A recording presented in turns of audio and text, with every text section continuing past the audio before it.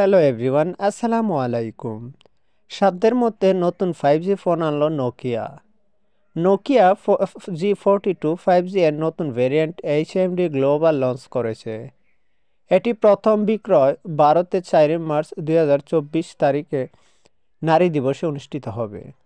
আর এই Nokia G42 5Gতে রয়েছে একটি 6.56 ইঞ্চি HD প্লাস ডিসপ্লে এবং 50 মেগাপিক্সেল রিয়ার ক্যামেরা এবং তারই সাথে পেয়ে যাচ্ছেন আপনারা 5000 mAh এর ব্যাটারি। তো আজকের এই ভিডিওতে আমরা জেনে নেব যে এই 5000 mAh এর ব্যাটারি নোকিয়া G42 5G এর ফোনের স্পেসিফিকেশন সম্পর্কে আমরা জেনে নেব। তার আগে আপনাদের কাছে ছোট রিকোয়েস্ট, এখনও যারা আমার এই ছোট চ্যানেলটিকে সাবস্ক্রাইব করেননি অনুরোধ রইল সাবস্ক্রাইব করুন।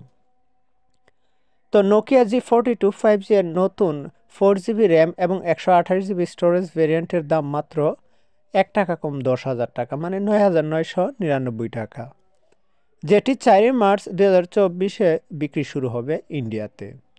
ফোনটি 8GB র্যাম এবং 256GB স্টোরেজের ভেরিয়েন্টের দাম থাকবে 16,999 টাকা ইন্ডিয়াতে, এবং 6GB র্যাম এবং 128GB স্টোরেজ ভ্যারিয়েন্টের দাম থাকবে 12,599 টাকা ইন্ডিয়াতে। তো Nokia G42 5G grey, purple এবং পিঙ্ক রঙেও পাওয়া যাচ্ছে। নোকিয়া G42 5G ফোনটিতে একটি 6.56 HD প্লাস ডিসপ্লে রয়েছে ওয়ার্ড্রপ নচ ডিজাইনের সঙ্গে আসা। এই LCD panel 90 Hz refresh rate সমর্থন করে থাকে।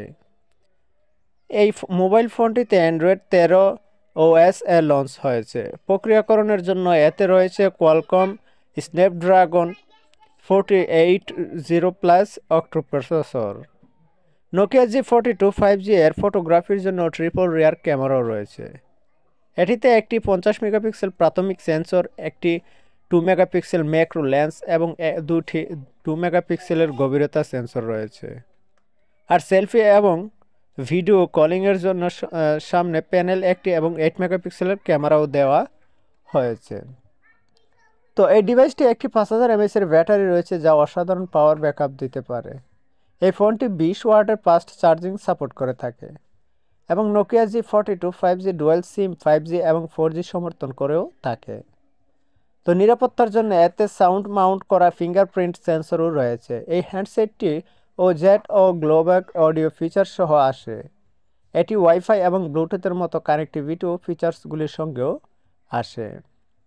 তো নোকিয়া কর্পোরেশন হল একটি ফিনিশ বহুজাতিক টেলিযোগাযোগ ও তথ্য প্রযুক্তি এবং ভোক্তা ইলেকট্রনিক্স কর্পোরেশন, যা 1865 সালে প্রতিষ্ঠিত হয়েছিল।